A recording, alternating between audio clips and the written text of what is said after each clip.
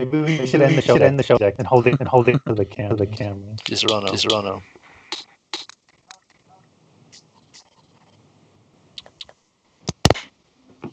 Ooh. Nice.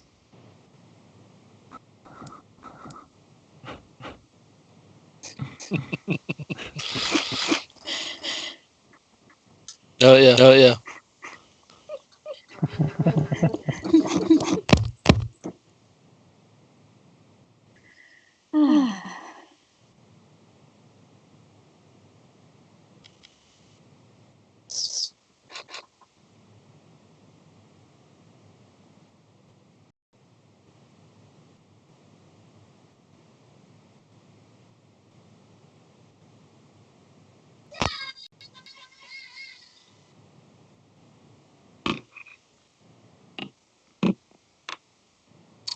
Yeah.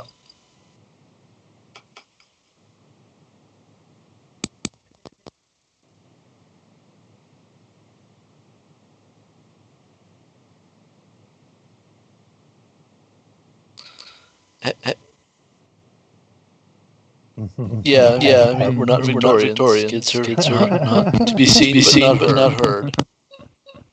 So these times, maybe starting about the Edwardian era.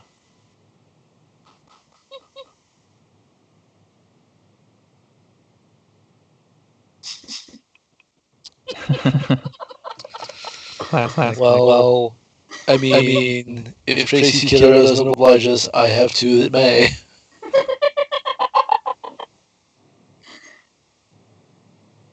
It was just.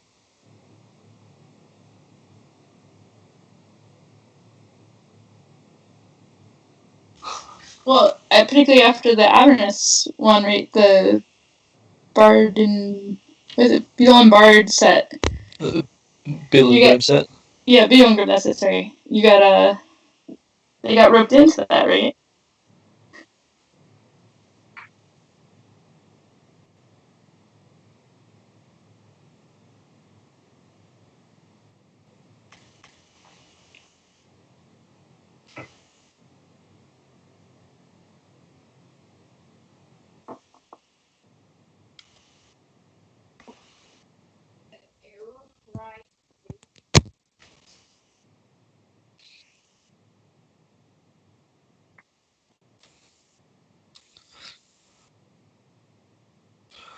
Your sound quality to me is horrible, but I don't know how you sound to everybody else.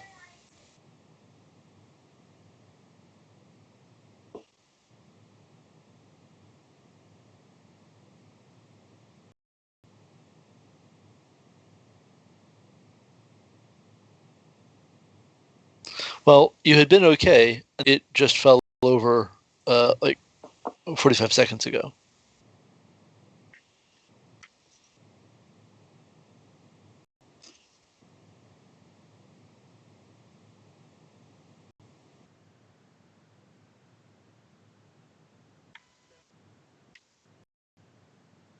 It doesn't for me. I don't know about other folks.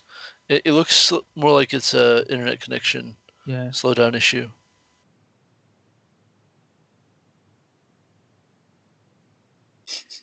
Yeah.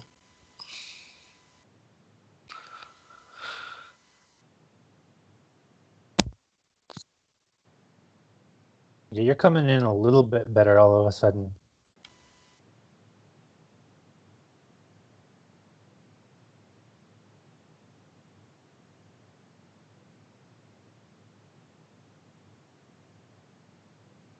Do we need to? I'm going to talk for a little bit so people can hear me. Talking. Okay, I'm going to contribute to this talking as well. I will make sounds come out, and I will be by pronouncing the sounds in a certain way. Lorem ipsum dolor sit at.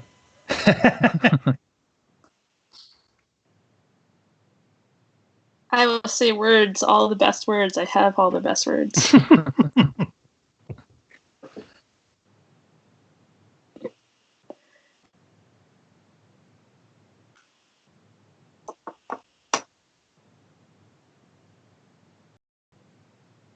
Hopefully they can hear you because then you'd be asking, and then I'm going to also ask, who can you, Dar Jr.?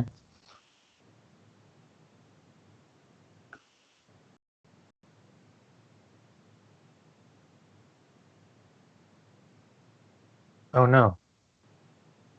That's an easy fix. They should hear me now. And I saw things bumping, the waveforms bumping every time everybody else spoke, I think, so. Every time I think about that old T-Mobile ad campaign, Can you hear me now? I have to wonder why they thought it seemed good. Can you hear me now? Good. Can you hear me? If you have to keep checking, it's not the connection you think it is. You can hear everyone but the... Oh, he does. Okay, so he can hear us all now. I've successfully troubleshot. That's how that works, right? That's how words function? Sure. I think it was... The same thing actually happened, I think, last time we streamed, and it was a function of I had just updated OBS right before we recorded, and it changed some settings, and that's exactly what happened this time. It had another update, 1 week later, and so it messed up the settings again. Do we get to be surprised with whatever Tracy's painting this time? Are you painting through the recording again? Probably. Nice. Although I probably have more to say this time, so we'll see how far we get. Okay. We can at least see the work in progress at the end, right? Yep. We all have at least Tracy and I have our appropriately themed t-shirts on. Tracy's got her favorite enemy shirt, and I've got my D&D Beyond shirt on. Yes. Yeah, I've got a when the DM smiles, it's too late shirt, so yeah. Brandis has classic brown shirt gaming uniform. Hang on. If I'm going to be described as a brown shirt, I'm changing shirts. Oh, I was just about to start. Are you geekily themed? I think you talked there, Ish, and I didn't hear you. I was muted because there was a lot of background noise a second ago. No, I've got a Sekiro shirt from the game. Okay.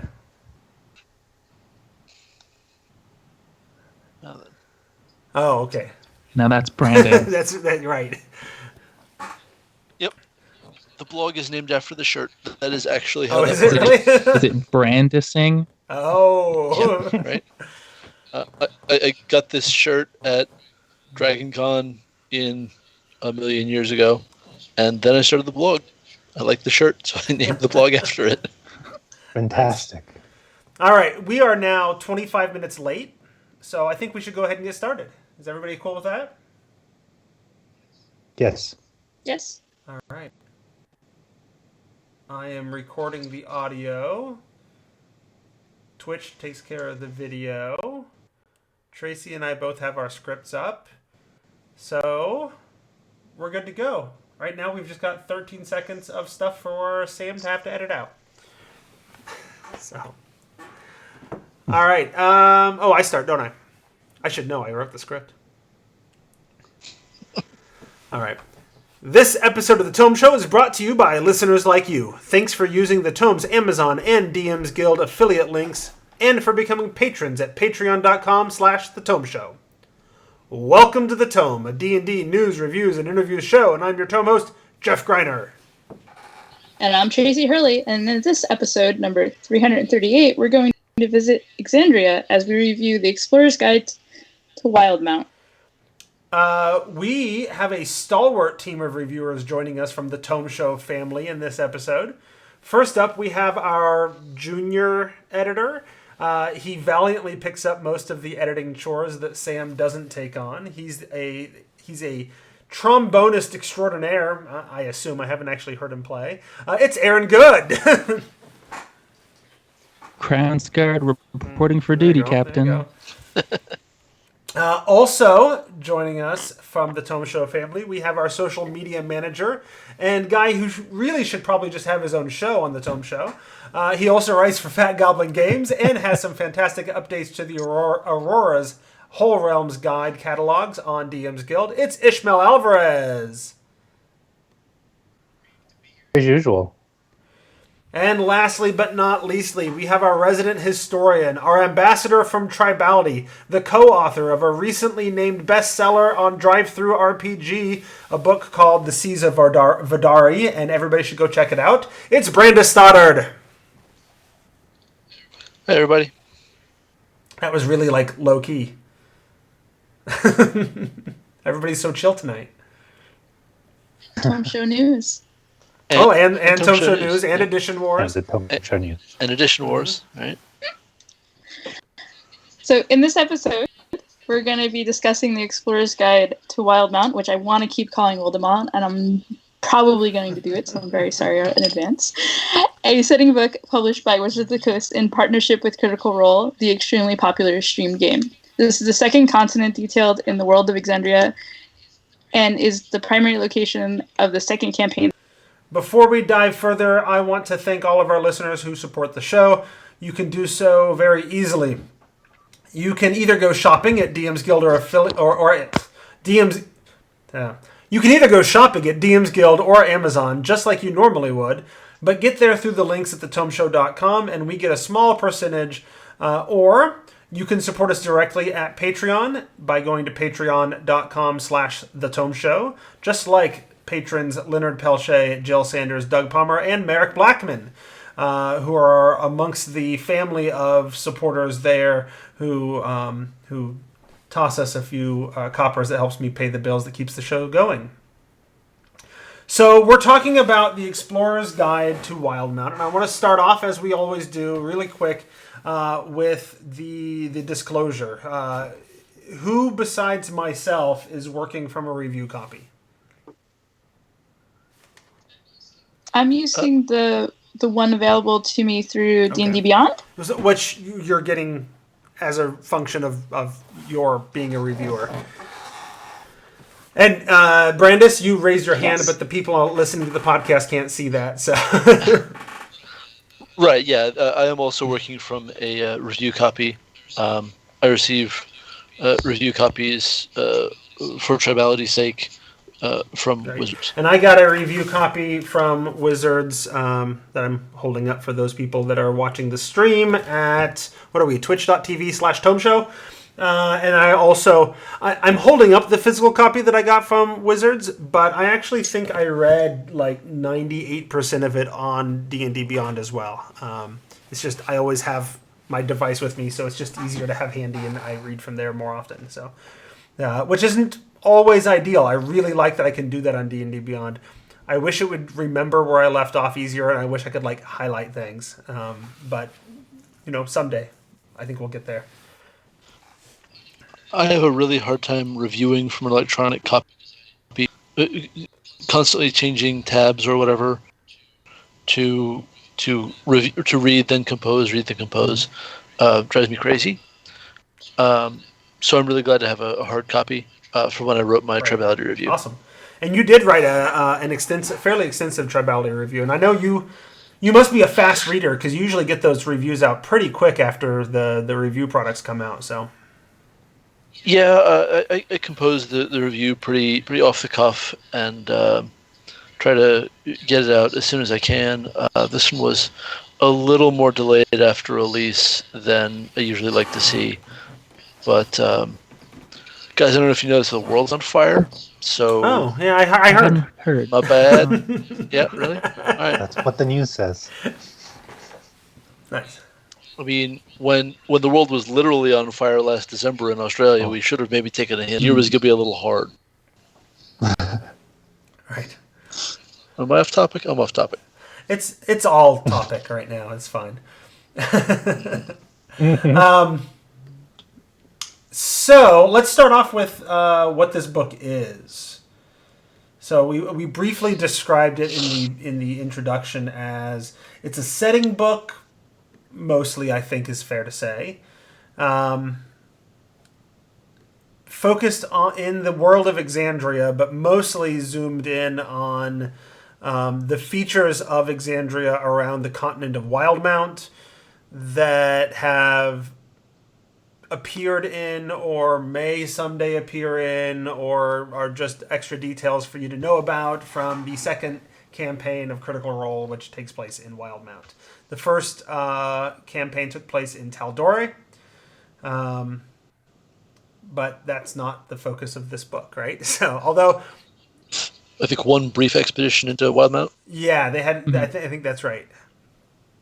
And there was a book published about Tal'Dorei by Green Ronin, and there's some, like, I'm certain they didn't like copy and paste, but there's some overlap in what's covered in terms of like the gods and the world and the history of the world a little to some degree, although some of that history of the world seems to have taken place more on Wildemount than Tal'Dorei, so we get even more sort of that background in this book.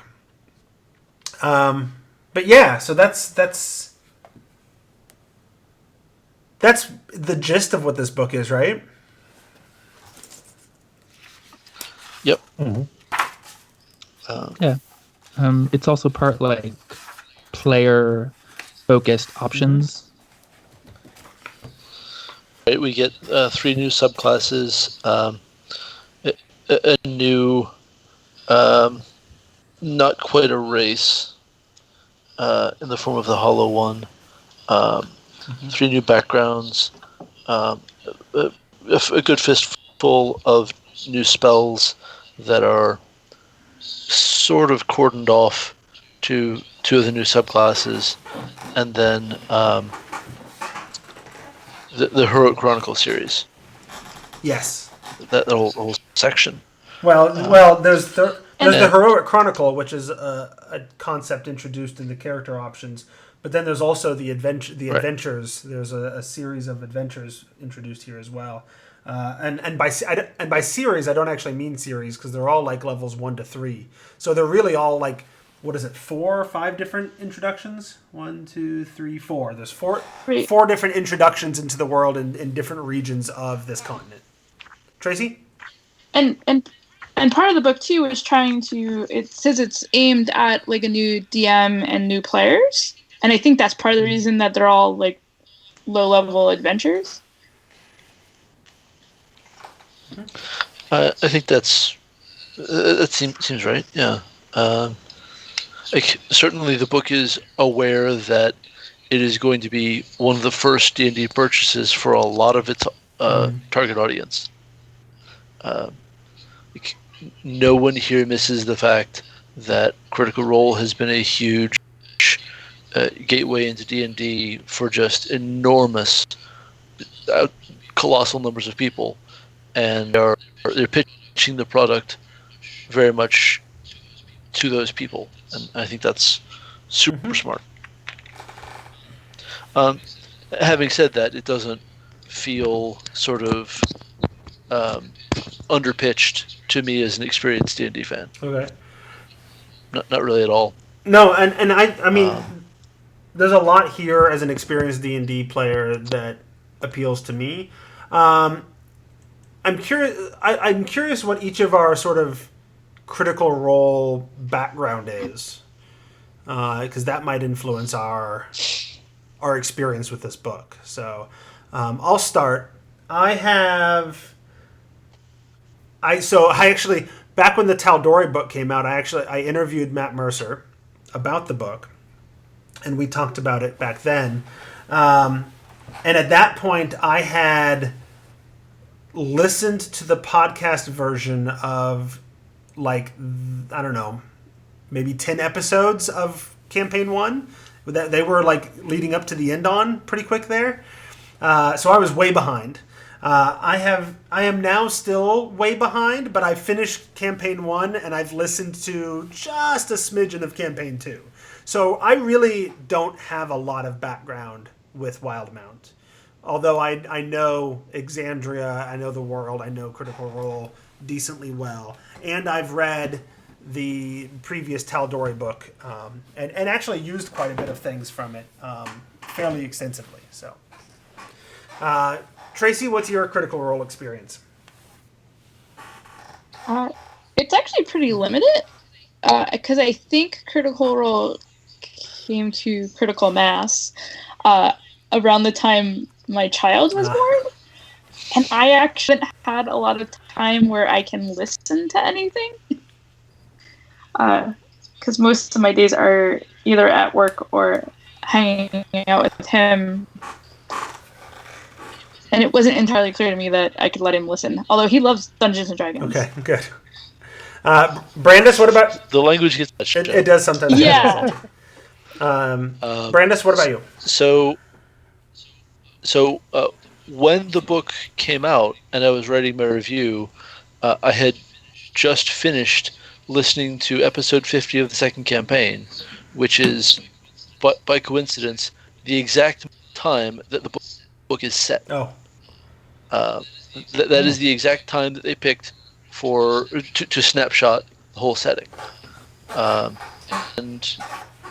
So I'm only about 8 more episodes in now. I'm on episode 50. Like, I checked my podcast to see where I am at episode 58. But I've listened to all of the first campaign, and I'm working my way through the second. Just, quarantine means I'm catching up. Yeah. That's not supposed to happen. Okay. I was doing pretty good just staying even with them for a while. Aaron, what's your... Where are you at then? So I got on the Critical Role train when they were about like episode 15 or so of the first campaign, and I watched it as live as I could every week until that ended. And then I got to about episode 30 of the second campaign, and then for a very long time until this book came out, and I picked it up and I started reading it, and I said, "Oh my gosh, I remember how much I used to love Critical Role." So I'm in the same mode as Brandis now, using the quarantine to catch from about episode 30. I'm on like 46 now, so. Okay. Nice. So you're almost up to where this book is set. Yep. Ish, what about you? Mm-hmm. So I have the dubious honor of having been both on this review and the Tal'Dorei review. And since then, I think I might have caught about a dozen episodes all out of sequence. So what I see, I like. And I have some friends that'll invite me over sometimes for like a Critical Role night on a Thursday, and I'll go and watch that. And again, what I see is great, but I don't have that connective tissue to be like, okay, I know what's going on. I understand the kind of the direction of the story. Okay. Usually, I get bits and pieces in hand from my friends, so I'm about as much of a Critical Role novice as you can be. Okay. So we have two folks, right? Fairly novice level, but appreciative. We have two folks who are up to about the point in the timeline that this book takes place. And then I sort of sit somewhere in the middle because I'm a fan and I just don't have the time all the time to get caught up in everything. So here I am. So I think that's important to note, because if the book is written primarily for the Critical Role fan, that's up to date and maybe watches it every week and whatever, right? That's not most of us, right? None of us are up to date and current with where they're at. Some of us are a little closer than others. Because you said you're at about 58 now, Brandis. How far in are they now? Yep. Do you know? 90. Yeah. So you've got a 40 episodes left to catch up on. So. Give or take, for sure. At the time of And that's 600 hours of content. Right. Right. It's 40 episodes, absolutely yeah. just, well, so you're talking 30 and change, so realistically 100 and a small number of hours, if it's from about 3 to about 4 hours an episode. Could be as high as 120 hours of content. By the way, that's crazy. No. but here we Well, are. and I'm way further behind than you are, so I've got about twice that amount of content to catch up on. So yeah, so that colors our perspective, I think, a little bit. We're all big D&D fans who are fans of Critical Role, but not necessarily up to date on what's going on with Critical Role. Because I had like questions, and maybe those of you a little further along, but like the cover features like this geometric shape that is listed as a magic item, right? Is that a thing that has appeared in the campaign? I figured it's super important. I figured it must be if it's on the cover, right? It is important enough to feature on the cover. Yes. Okay. No question. So I just got to another of the huge like world-changing episodes that feature that item, and I'm reluctant to spoil it for literally all of you. I knew it was going to happen because it was talked about so intensely on Twitter. Like the Friday, Twitter was on fire. Like my whole feed was people talking about the beacon, and all right, I guess we're doing that this episode is sort of how it came across to me, and it was weird to listen to an outcome that shocking, knowing how it was going to turn out. I can't really put myself in the shoes of the fans at the time, right? Who just had nothing to go on. Okay. But I don't feel in the dark about anything that's in the book because it is so sort of centered on roughly the first 50 or so episodes of the campaign. So you're up. Yeah, two of you are at least up to date to where where this book sits. Yeah. I feel like I understand what the book is talking about. Obviously, there are some places the characters are going to go after 58 that I haven't seen in the show, so I don't know them from Matt's narration. But that doesn't feel like it matters in the same way. I would agree because the core conflicts have been laid down much more. Okay. Right. Yeah, that was my experience with the Tal'Dorei book, is that I at that point had listened to almost none of Critical Role, and I didn't understand the setting from his narration at all. But there's a degree to which you can sort of understand the quality of a setting book if you're coming into it not knowing anything about the setting, right? And seeing how much you can sort of grok what it's about, right? I can never do that with a Forgotten Realms book again because I've spent so much time in the Forgotten Realms. I can never come to that with fresh eyes. I can do that a little bit with Wildemount, right? I've seen basically at this point one town. They haven't left that town yet at the point that I'm at. So I'm really just at the beginning. Right. So let's talk about that gazetteer bit then. It's a roughly 250-ish page book, 260-ish page book. It's so realistically the gazetteer is 99 pages of book or so. Well, and maybe 100. And that assumes that you don't include like the story of Wildemount section or the factions and societies, which I would argue, while it's not called the gazetteer, it's all kind of describing the society in the world, right? Yeah, for sure. So let's talk about that first opening 150 some pages of the book then, that's sort of just introducing us to the world and to the setting. How well do you think you get the setting from reading through that? And I'd like to start with Ish because you have the least amount of experience, or you and Tracy have the least amount of experience with the setting. Yeah. No, I poured over it pretty well in about the last week. And it's like an atlas, and I mean that it goes over a lot of things. It does one thing that I think a lot of other like campaign guides, gazetteers, so on and so forth, don't do, is give you people of interest, and I think that's always super important to fleshing out a setting. You can't just know that one is like Venice but in a fantasy Earth or whatever. Like, you got to know who's in charge of it. Like, what kind of a government do they have? And not in this kind of stuffy stat block kind of way, but it's really cool to be able to see what it means to live in this town and kind of what the interplay is. And so I think they did a really good job.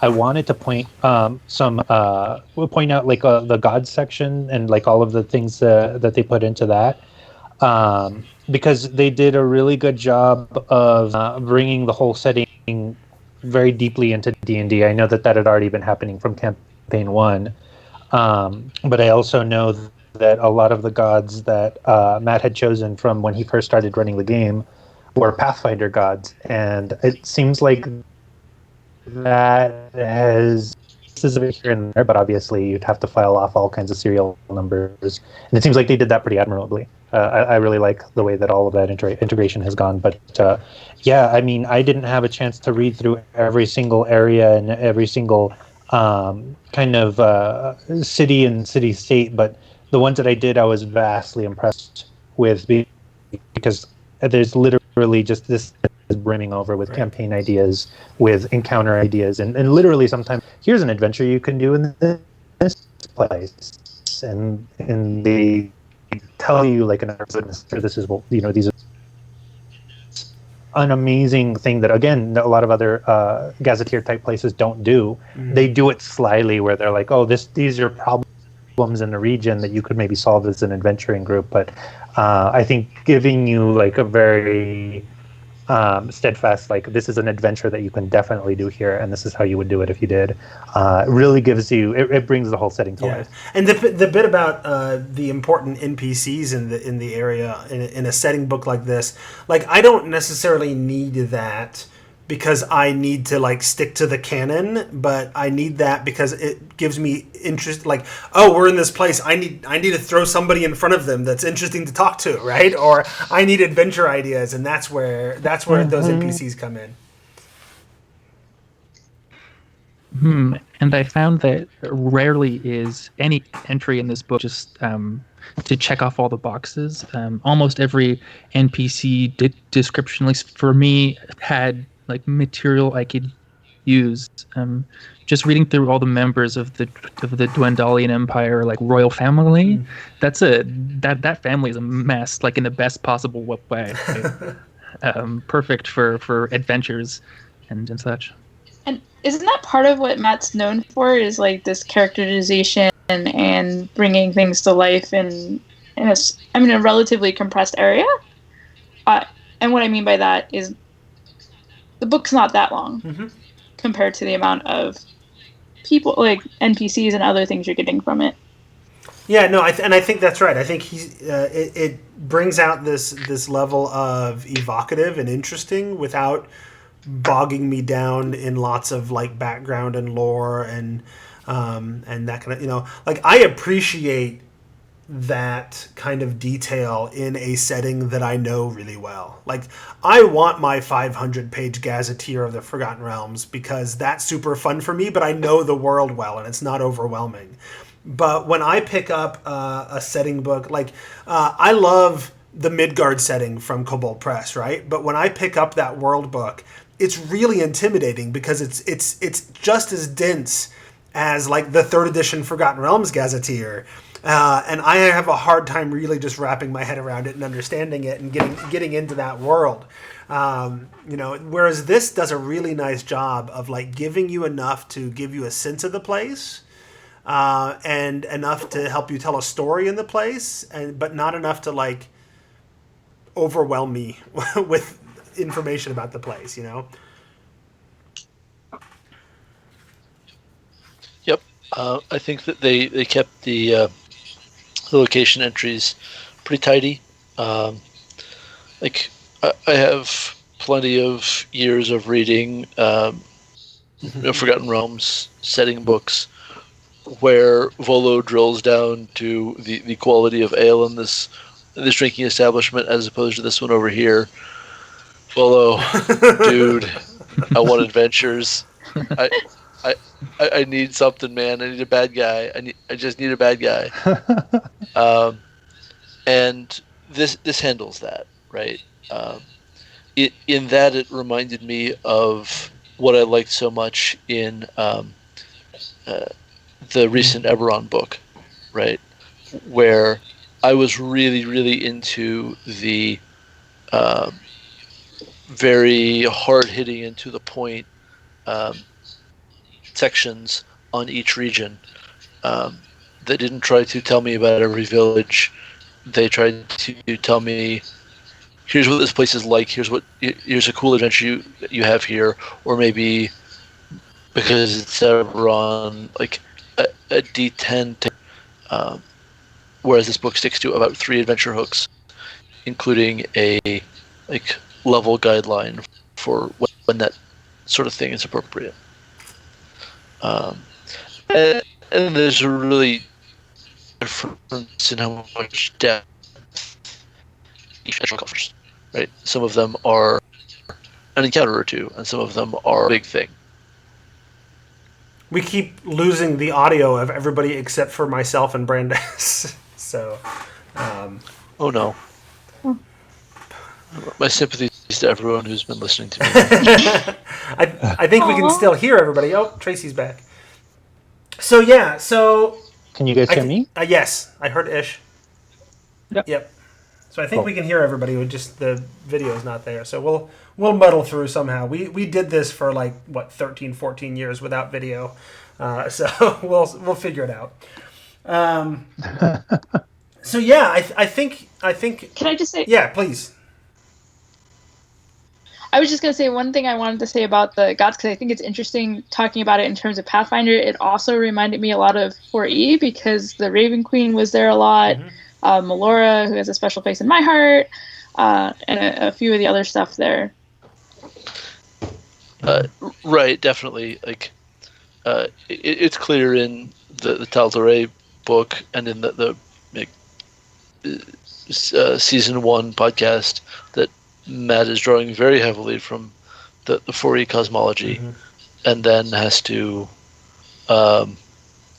sort of slide that under the rug, and then now he gets to slide it back out and show it off, and it's cool. Well, I was even kind of curious at the time because I mean he's straight up like a good chunk of the Pantheon is straight out of the 4th edition Pantheon, right? Yep.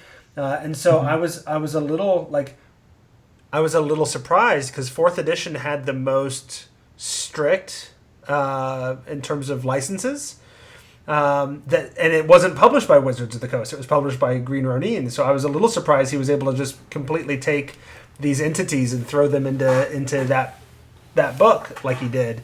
I don't know if there was an arrangement or if the SRD that existed at the time kind of covered it, or if it's just Well, so in Tal'Dorei, he didn't ever use their proper names. Oh yeah. In the actual book, Saren Ray is not called Saren Ray. Like they're all described by a title that describes that I didn't remember that. is the name of their position, not the actual god's name. They were almost like 13th age icons, okay. right? Yeah. Yeah. Like I want to say that the text might call her the Wild Mother, not Melora. Okay. So That's the general thrust here. So that brings me to a similar. Well, that leads me to a question I was going to get to eventually. Anyway, some of us read the Tal'Dorei book, obviously. I'm curious how your recollection. I didn't go back and restudy the Tal'Dorei book in preparation for this, but I'm curious how your impressions of that book and this book compare.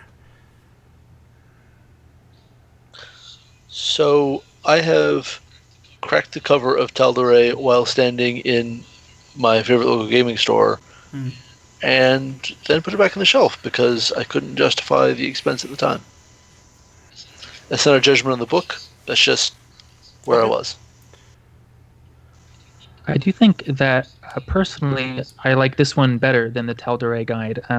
I think Matt's a better writer now, and the specific setting material of Wildemount I find more interesting than the more Taldore is a little it's a little generic, little like basic quote unquote fantasy, and yeah, I think that there's more of like a voice in this one as opposed to the Taldore one, but both are excellent books though. Ish, did you have a comparison? Yeah, I think just during this quarantine, I've been looking over my books just apropos of nothing. So I did look through the Taldori guide even before I knew I was going to do this episode. And, they're both neat books. They're both very distinct. And I think that the Explorer's Guide to Wildemount, I was going to call it Wildemount too. But the newer book definitely shows a lot more polish, and it kind of shows a lot more of the kind of writing chops and the kind of intentionality of being like, we're not just going to give you information like word for word.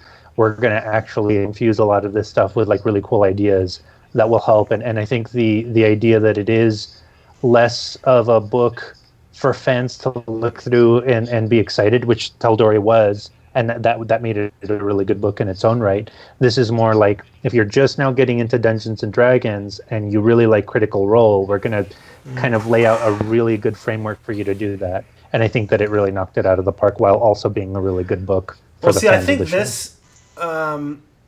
I think this book is serving two purposes, whereas the Taldori book felt like it was mostly serving one. Like the Taldori book was, this is a book for fans of Critical Role who want to play in this world, right? And we're going to give you all of that. I feel like the Gazetteer bit of that was more detailed. It was a little bit more like the 3rd edition Forgotten Realms campaign guide to me. And it was overwhelming to me as well, because I had at that point barely listened to any of the show, so my head was swimming trying to wrap it around all of it. This is both serving the purpose of, let's have an easy on-ramp for all the new Critical Role fans who want to go check out D&D, but I think it's also an on-ramp for people who like D&D and want to check out the world of Critical Role. So, because I think it serves that purpose. Like, it's a nice. The Gazetteer section is not overwhelming. It's full of that inspiration piece that we talked about. I feel like it's a good on ramp for me as somebody who's never run in Exandria before. That I could maybe run some things in.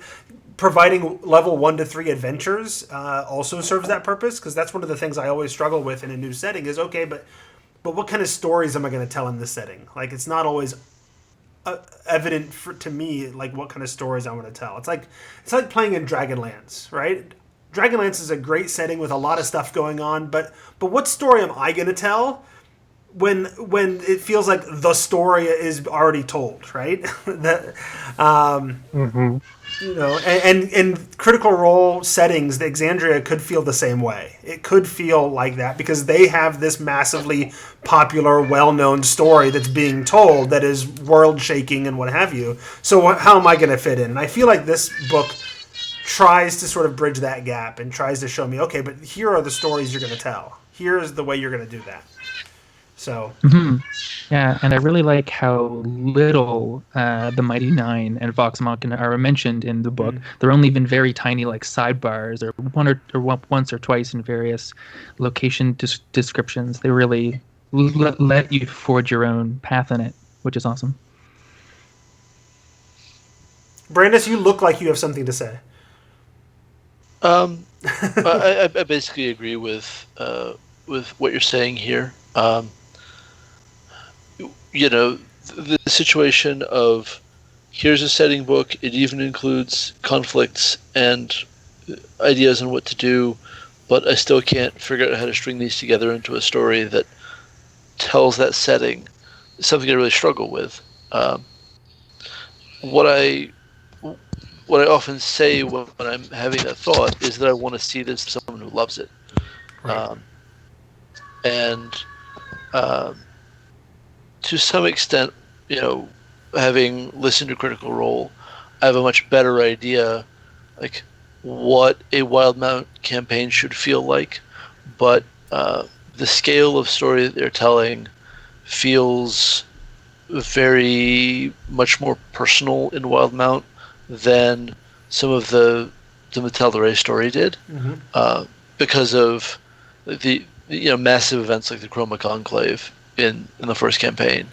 Not to say that there probably aren't massive events coming up in me listening to the show, but there's a very different feel to the campaign, and that to me really carries through to the Wildemount book as compared to the Tal the Ray book. But getting comfortable using someone else's setting is a huge challenge, and I think that it's hard to remember for people like you and me, Jeff, when we didn't know Forgotten Realms well enough to go seat of the pants with it, Right. And just be completely comfortable. Like they've been working for literal decades to make it approachable, and sometimes they succeed, and sometimes and part of what makes that setting work, Forgotten Realms as a setting work for me, is that there is a huge selection of adventures and novels and all these other properties that gives me a sense of the little stories that are told in this world, right? And things that I could do. But other settings, you don't, not everybody can be Wizards of the Coast and TSR in the 80s and 90s, right? With the novel lines and all that kind of stuff, right? And that makes sense. But yeah, you're right. It's harder to get into the fan perspective, somebody who loves it perspective, without going through it that way. So, yeah. So we've talked a good amount about the Gazetteer section and the way that the world is described and whatever. Are we ready to talk about the mechanical bits? Sure. Yeah. Right. So at about 160 pages in, it switches over to what I would call the more mechanical section of the book, right? It's describing character options, race, class, new magics, that kind of stuff. Then it goes into adventures, then magic items and other treasures, and then a bestiary full of creatures, which got weird. the bestiary did, right? So let's start with the character options. Brandis, you broke down that we have, was it 3 new subclasses? 1 for fighter, 2 for wizard. Yep. We don't actually have any new races, do we? No new races. 1 new supernatural gift that alters your functional race. Yeah. So, and I found the fact that there's no new races to be interesting. In that, they throw in the kitchen sink. Almost every race I think that's been published in any book across the product line is available here in Wildemount. But none of them are original to Wildemount. But most of them that aren't core PH races got republished here. Right? Yep. Tracy, you look like you had something to say. Which also made me feel like 40. Oh. Right? Right? Yeah. That was the edition where you could be anyone. Yeah. There is one new subrace, I guess, for elves, the pallid elves. Oh. Mm-hmm. Oh, yep. There's a new subrace for halflings. Oh, yes. And is that it, or is there one more? I like that even turtles get to be a core race in Wildemount. I really appreciate how this is both reprinting all these races is a huge help to getting new Critical Role players to feel fully invested, and it is also a huge support to the Adventurers League folks who are limited to to Core +1 still, I think. Okay. Or has that been relaxed? I don't know. No, it's still Core +1, and unfortunately, they wouldn't be able to use this book as one of theirs. At least I don't think they can. My but bad. What do I know? They would be crazy not to eventually incorporate Wildemount somehow into Adventures League, but I don't know what the licensing issues might come out of that might be. Fair enough. I am not an Adventures League participant, so I don't really follow the nuances of those rules as closely as I could. Brandis, we're seeing you from the nose up again. Oh man. So right. You get the Pallid Elves, and then they reprint Sea Elves, Right. and then Lotus Den Halflings. So Pallid Elves are especially tied to the moon and to perception. All elves are tied to perception as a concept, but we really double down on it here. And then they have a trait called Blessing of the Moonweaver that grants them some spells, as one does with racial traits. Then Lotus Den Halflings. They're sort of the druid ones. I don't know. They have a trait called Child. The especially out in the forest halflings, as compared to your stealthier and your more hobbity ones in the player's handbook. Mm-hmm. Although Forgotten Realms has a sub-race of halfling, the Ghostwise, that are kind of... They fill that niche, although mechanically differently. Right. And then we also have two new Dragonborn sub-races. Dragonborn don't typically have sub-races, qua sub-races, but they instead have all the different colors. Right. These are actual sub-races that still have a Dragonborn color. Right. Because in Exandria, there's sort of the highborn, noble Dragonborn race, and then there's the people sort of on the ground, working class Dragonborn. Right. Though everyone's on the ground now because the Chroma Conclave brought down the city, but that's... I did also want to point out that orcs are slightly different. Just by a skosh, but they remove their intelligence penalty, and so now they're just like a normal playable class. That you don't have to feel like you're playing a monster per se, but like an actual race. Good catch. And they're also... Sorry, I didn't mean to cut you off. No, that's all I had to... They're also improved with the Primal Intuition trait, which replaces Menacing. Previously, they got proficiency in Intimidation. Now it's proficiency in 2 skills of 6, one of which can be Intimidation. Okay. And So that's a really pretty great boost. 2 skills from a race is a big deal, y'all. Yeah, that's a good upgrade. and with their And this is consistent with Eberron. We should anticipate this becoming kind of... They're testing waters here, is what I think I'm seeing. Mm-hmm. Tracy? I think this become more and more official. Tracy, you had something? I'm trying to make sure I remember correctly too, so I might be wrong on this, but didn't they change the... I don't know the right word, philosophy or background for how orcs became orcs to, like, people think it was because of, I'm going to butcher the name, Grumsh. Like, that's why they were so angry and aggressive, but it turns out that they're no more aggressive than anyone else, just people are prejudiced.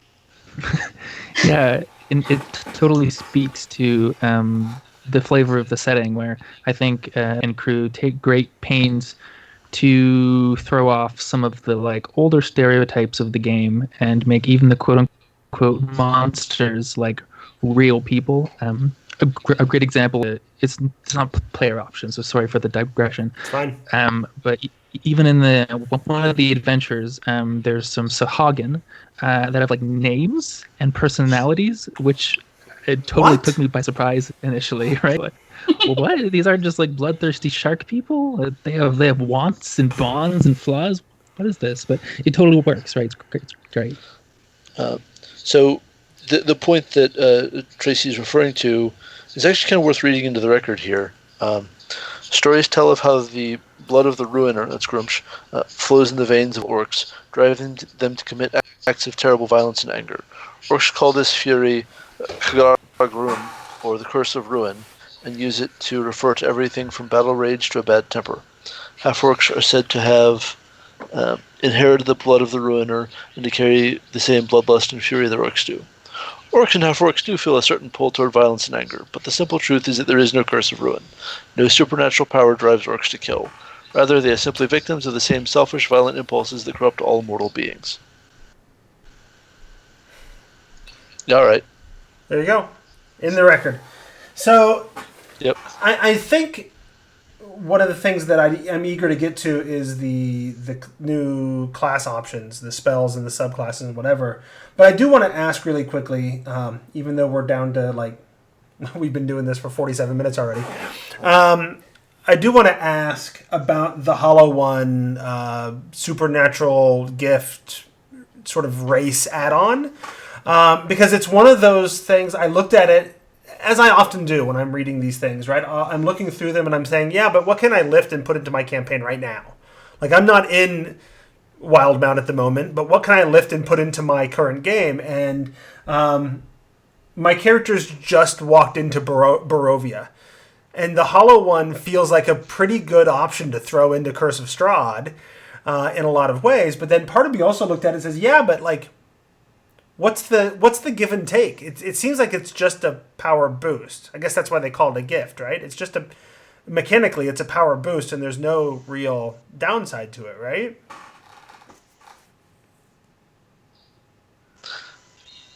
I mean, yeah, that's what I see.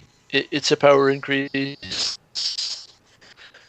It's fairly tame. It's better, but it's not. Revenance does have some potential to have a downside. You retain your creature type, yet you register as undead to spells and other effects that detect the presence of the undead creature type. So that's might be great for you. When the cleric turns undead or whatever. Well, so it says detect. I'm assuming that's more sort of sense undead rather than turn undead because you aren't truly undead. But I don't want to try to make a rules call of what that phrasing means. Just that was my read on it, right? It definitely seems like it's more of that kind of thing that you would see in the 90s with things like GURPS and World of Darkness, where it's got a very high social toll but also a really high in-game mechanic bonus. And if a DM can either be a jerk about it and be like, yeah, nobody treats you right because you look like you're undead. He can play it up the normal amount to make you feel that you did a trade-off, or he can just forget that it even exists and you've got that bonus, no loss. Yeah, that would sound like a fine thing. There is a sentence here that says, elsewhere, Hollow Ones are indistinguishable from living creatures, save for a faint stench of necromancy that lingers about them. So I don't know if you could be prejudiced against Hollow Ones per se, unless you had magic. I mean, the art literally on the page doesn't support that idea. That's just throw that out there. Very gaunt, yeah, with giant swords stuck through them. Yeah. Although gray skin and pupilless eyes. The idea of using them in Barovia and Ravenloft, though, that stench of necromancy feels like that. Mm-hmm. Yeah, but who doesn't have the stench of necromancy about them, right? So okay. No soul? Yeah. Right in. Exactly.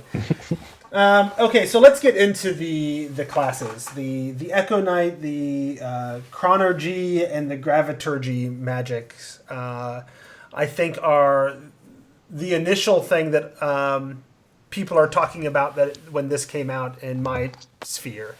What do we think? So Echo Knight is...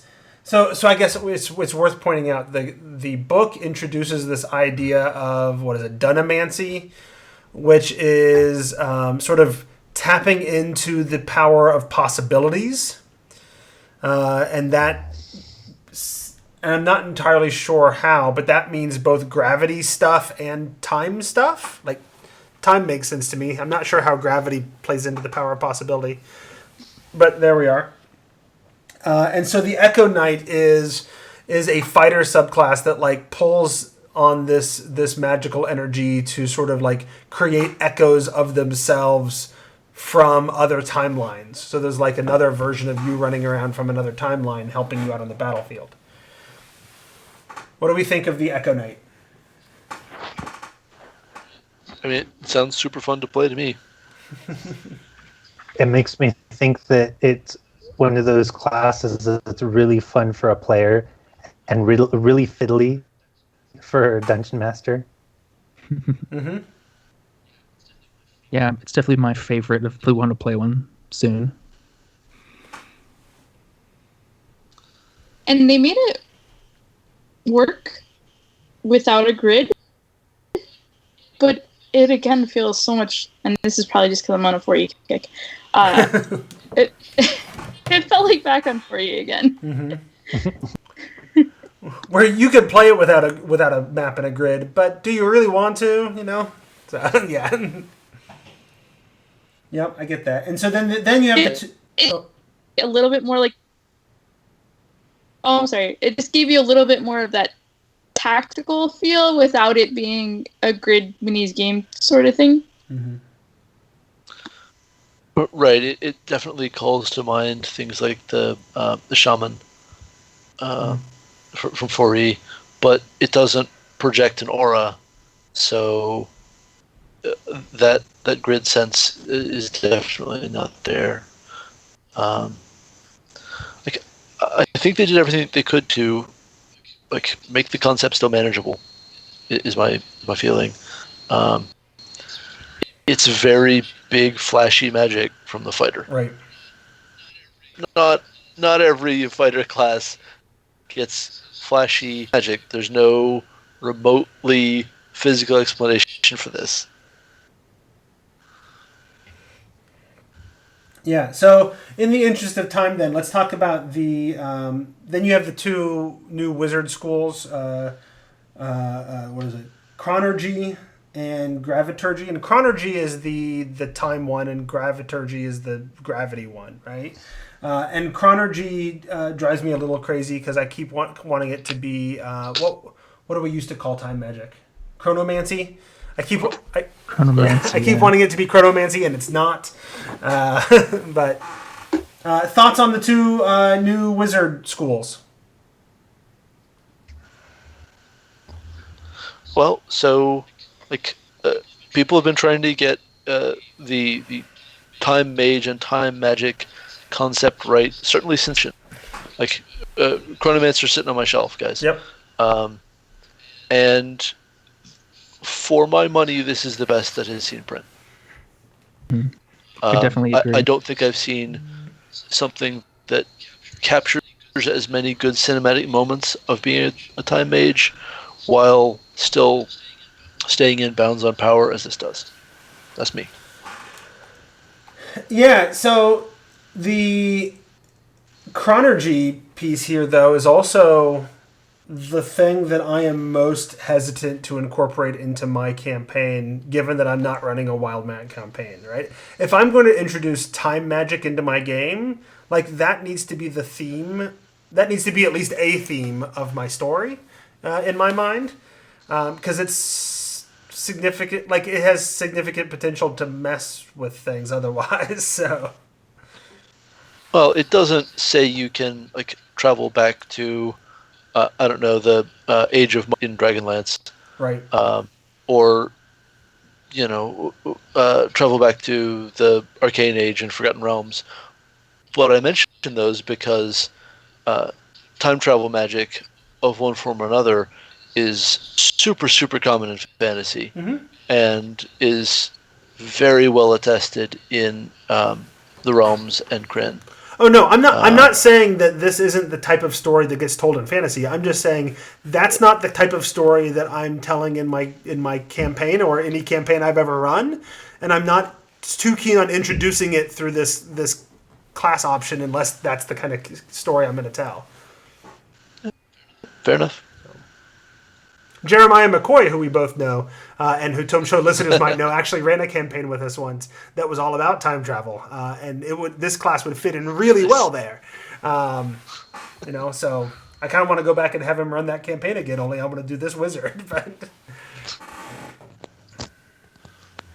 okay, so then you have the handful of spells that I think Brandis had mentioned at the beginning, and they kind of fit into these themes just so that you have a little more chronergy and graviturgy themed spells to pull from for these wizards, and they're really intended to go along with those subclasses. I think was your assessment, right?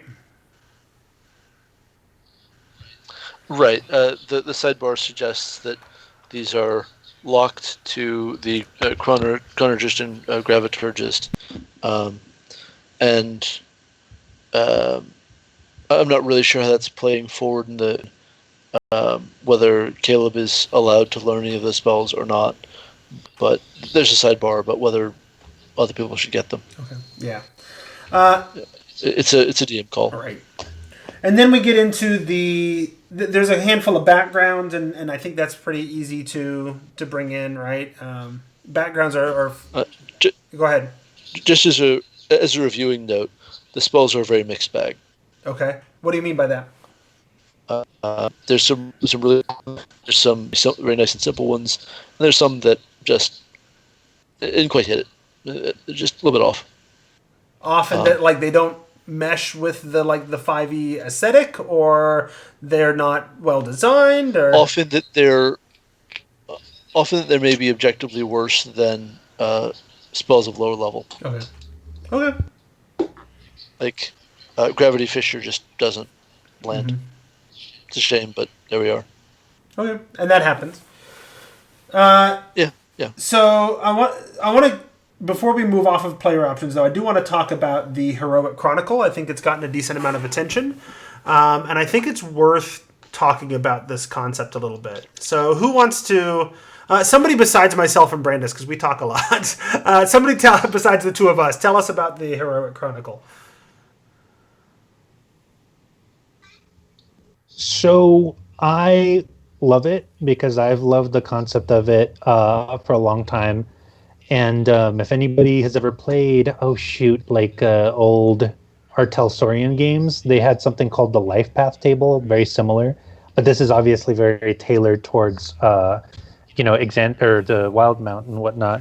But the idea, for those who don't know what the Life Path Table is that you roll out who you are kind of from birth to current date. And it can tell you what interesting things happened in your childhood, how many siblings you have, what your parentage is, and so on and so forth. And not everybody wants to get into the weeds. Some people make their characters to be the inveterate orphan murderer, axe wielding badass. But some people want to know where they came from, and they don't want to plot it all out. So this is a really good table for just rolling out randomly to see, okay, I come from a big family and we were all very rich and something happened and we lost our fortune, and so on and so forth. As I understand, I believe that it was so well received that there is now a Forgotten Realms version officially through D&D Beyond, I think. I think I heard something about that, yeah. And I want to go and... Yeah, I think it dropped I want to today. go and peruse it because it sounds amazing, and I think I'll use it for all of my characters. Although here's my trouble with that, and maybe it's just because I know the realms decently well. The Forgotten Realms is not the experience of living in the Forgotten Realms is not universal. So I almost would rather have a different one of these for the different regions of the realms. It doesn't have to be for each country, but one for the unapproachable east, and one for the Sword Coast, and one for the Dale Lands or whatever. We'll get on it. And that's what I was saying, is thinking is that at some point it would be nice if they gave, and not that people with experience necessarily need it. You can backwards design this pretty easily, I think. But I feel if they published a template, here's sort of the stepping stones of how you make one of these and match it to your thing, I think there's an opportunity there. So, but yeah, no, and it gets into gets fairly specific. Now, I could see, obviously, there's two ways of using it. You can roll randomly on all those things and then make up your character as you go through random rolls. I think players sometimes want to have a little more control, right? And so the other way of doing it is like, here's your list. Pick the ones that apply to your character, and do it that way. I do find it interesting, like some of them, and I like that they all create like this system of like allies and allies and rivals. Is that the wording they use? Yeah. That gives lots of interesting NPC interaction opportunities for future, role playing. But then there's also elements like, does everybody need a prophecy? Like, that seems strange, but Well, so we tried out the Heroic Chronicle system the other night with Jeremiah, and none of us could really get a handle on how to engage with prophecies in thinking about our character, because it's an unstatedly long distance in the future, and they're quite different from one another in scale of statement, and sort of where they would fit conceptually into a career. And so the prophecies, but most of the rest of it we really dug. yeah. Of course, there were some jokes about how your was your most important role. That D8's very, Definitely. very decisive. Absolutely. Yeah. Well- Go for it. Oh no, you go ahead. I just want to say, I as well rolled up a character with this yesterday, and maybe it was just the randomness of the dice, but I felt like I got a very complicated person out of it. They had 3 allies, 2 rivals. They had 3 fateful events. They had a dream from a demon lord that gave them madness. Then they went to prison, but then they also did warrior. Probably I could have, as the player, pared down some of that on my own, but it just feels like I got a very unwieldy person given to me out of it. And if I brought them to a campaign, the DM would say, "Whoa, buddy, cut back on some of." Settle down. Other people got to play too. Fateful moments are objectively overpowered. Okay. Yeah. So fateful moments are just objectively overpowered. There's not an attempt to give you a trade-off in exchange for them. Some of them are bad for you, except for the one that might do nothing if you're a fighter. Explain what you mean by being overpowered. They give you really big stuff. Maybe it's a starting magic item. Maybe it's an extra feat. Right. Maybe it's some extra skill proficiencies. There's one on the other hand that gives you proficiency with all medium armor, shields, and martial weapons. You also have a random form of indefinite madness. That's great. So depending on my class, this might not do anything except give me madness. Cool. Although madness can be cured with a spell, so. Point being that these are very uneven in overall power, and so if everyone being on the same power level and you being aware of it as a player is important to you, this table is not for you. Right. Yeah. I think that's fair. Tracy? This section started reminding me more of world building that I see, going back to Dresden Files and stuff like that. And particularly the first section, which is the background section. That's, I think, a lot for players, although you are doing the world building. The thing I wondered about the prophecy section is it seems more like it's meant to help a DM create a story that is going to appeal to the players a little bit more, potentially, or at least their characters have meaning in that world. I don't know how that actually ends up playing, but that's what came across to me about it. And then it has, because you get those benefits when you hit your milestone in regards to your prophecy, it seems like a way to make sure players stick to it rather than throwing new ideas out every session. I feel like maybe if they had just renamed the prophecy section character goals, it would have been easier to wrap one's head around. Yeah. Yep. That'd be fair. So we're already over an hour. So I do know that we talked a little bit about the fact that there's 4 adventures in here, and there's sort of 4 regions of the continent, and so they gave you a level 1 to 3 sort of intro adventure for each of those regions. You've got your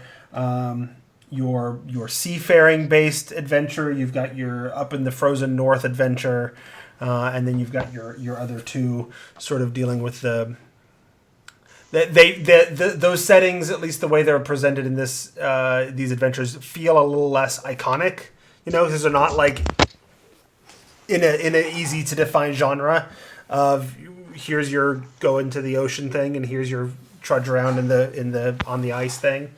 But they all sort of do a nice job of introducing a campaign if you wanted to start in those regions. And I know Matt in interviews had talked a decent amount about how, there's 4 kind of regions of this continent, and you could do a whole campaign just in one region, and that has a very specific sort of feel and genre to it and whatever. And I feel like that's what these adventures are trying to do, is sort of introduce these and go from there. Anybody have other thoughts or things they wanted to say about the adventures? No, except that they seemed really neat, and they seem to be like a good mix of at least the social aspect and the combat aspect. I don't know that I delved into them to know if there was necessarily any of the exploration column, but probably. I didn't give the adventures a close read because my tribality reviews, there's only so much I can glean quickly from an adventure without running it. Right. It is. And that's what Gar Jr. is asking in the chat, is whether or not anybody has had a chance to run any of them. And I suspect not, just because I don't know, issue of time. So. Yeah, I was able to run the first one, the one set on the Menagerie Coast. Okay. Where the Sahagin attack. It's great. I love each of the adventures. They get straight to the point. If you run them as is anyway. They all start with like the thing happening. Town gets attacked by the Sahagin. There's some great sort of introductory choices, like do you get out? Do you save some people? And the adventure, I think, because it's written for newer DMs, is pretty explicit in giving you, if your characters do this. If they do this, do this other thing. 3 earrings, the sort of like of that adventure. She's a pirate captain, though. Shush, that's a spoiler.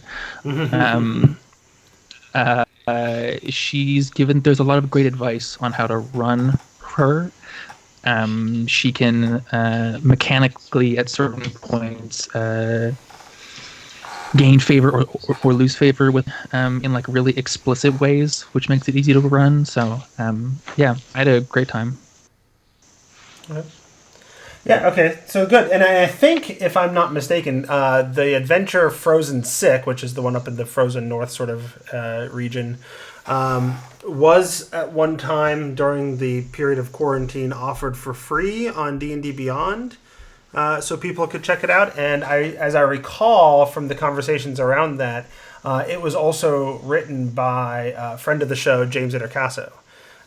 So that was apparently, of the 3 or 4 writers, they divvied up the adventures, and that was his. So so then let's move into treasures and bestiary and wrap this thing up. I was when this book came out, a lot of my players were real excited. Oh, sweet, we can look for more magic item options and whatever, because they were in the middle of downtime and searching for magic items and doing all this kind of stuff right around that time. And I was real quick to be like, no, we're not going to do another Ravnica. Like, stop. Like, some of these items are very specifically themed to this setting, and I'm not just going to blanket allow them all unless I've looked through them, right? That said, now that I've had a chance to look through them, I don't know that any of them feel super, other than like the legendary ones, right? None of them feel like they're super Wildemount-y, right? Most of them I feel like could fit into just about any fantasy setting. Again, with the exception of those unique things, like the beacon that is very iconic to how Wildemount works and those kinds of spirits and whatever that they're dealing with in that story. Even the ones was it Grog's blood axe from the first campaign is statted out here, and highlights the weirdness of fifth edition a little bit. In that that breaks my brain because it specifically says in the description that this blood axe is the one that Grog used, which means there's only one. But its rarity is listed as very rare, which implies there's more than one. And so that's where, like, I kind of wish instead of using rarity for magic items, they would have listed, like, power level for magic items instead. Because clearly that's what the very rare means, is indicating a power level, not an actual rarity.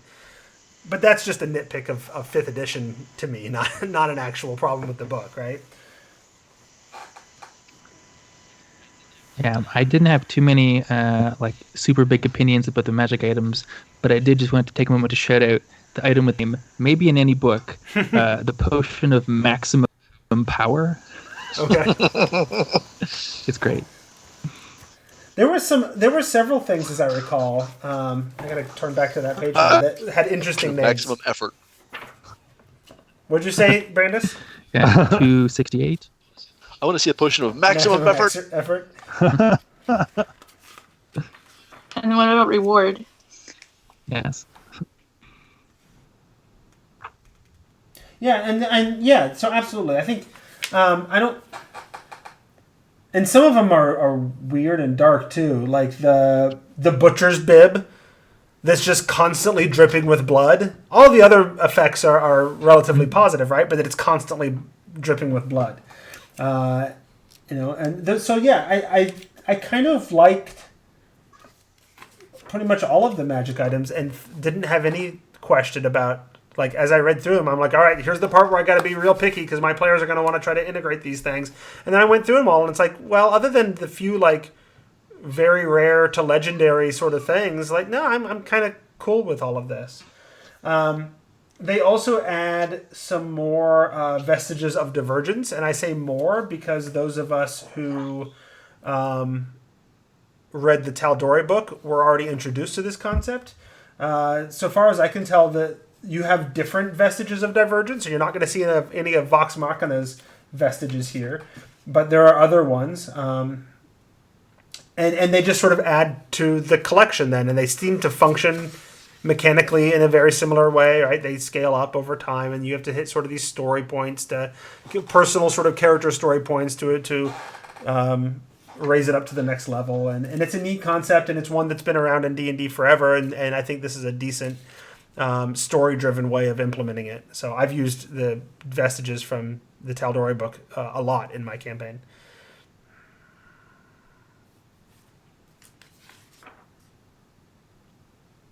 Okay, so then tell me about the Arms of the Betrayers. I started reading through these and then realized very quickly, this feels like a thing that I don't know about because I'm not very far into the second campaign. Is that accurate?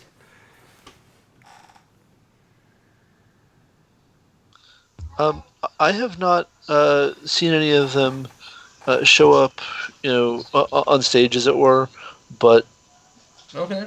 that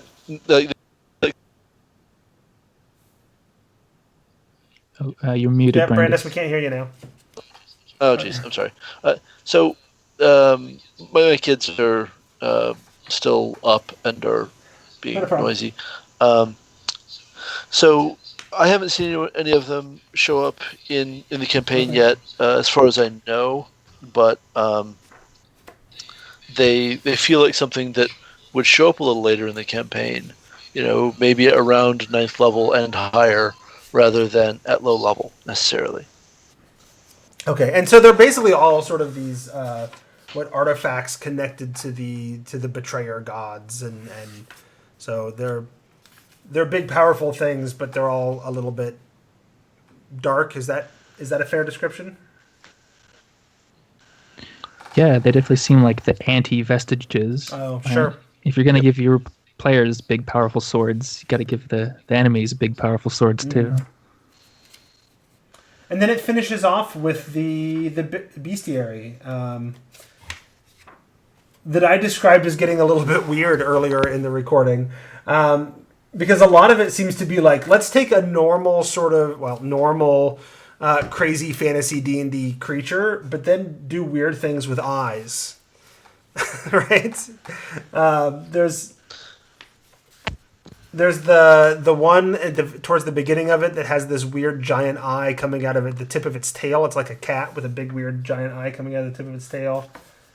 But they're all kind of like just sort of take typical D&D monsters and make them just a little more twisted and weird, and in some cases a little more it feels like aberrant. That's definitely true for a lot of them. Things like Gloomstalkers are a big deal in the Vox Machina campaign, so it's not surprising to see those here. And then having their own zombie variant, sure, fine. We could always use more zombie variants. More bounders are an important thing where I'm in the campaign right now. That's definitely relevant. The Marrow Shallow Priests have shown up. So these, like, I've seen how they actually show up in play. And the Aeorian Hunters and the Core Spawn, just I have no idea yet. No clue. Yeah, I look at the Core Spawn, and this is a type of creature that gets its little entry with 3 different stat blocks to describe a sort of a hierarchy within their society or whatever. And it feels like something that is a major story point in the setting. So it'll be interesting to see if it actually shows up in the campaign or not, or if it's just one of those things that he threw in and like, this is really important to this area of the setting that we're just not going to happen to visit in the campaign, but here it is for all of you. Because he kind of said that there would be stuff like that too. Like, we're going to explore things in this book that aren't necessarily going to be explored in the campaign. So. I think for me, the standout creature in the bestiary is probably the Sea Fury. It's sort of a nice lower-ish CR, like legendary creature. I think it works really well. It's got a lot of great flavor.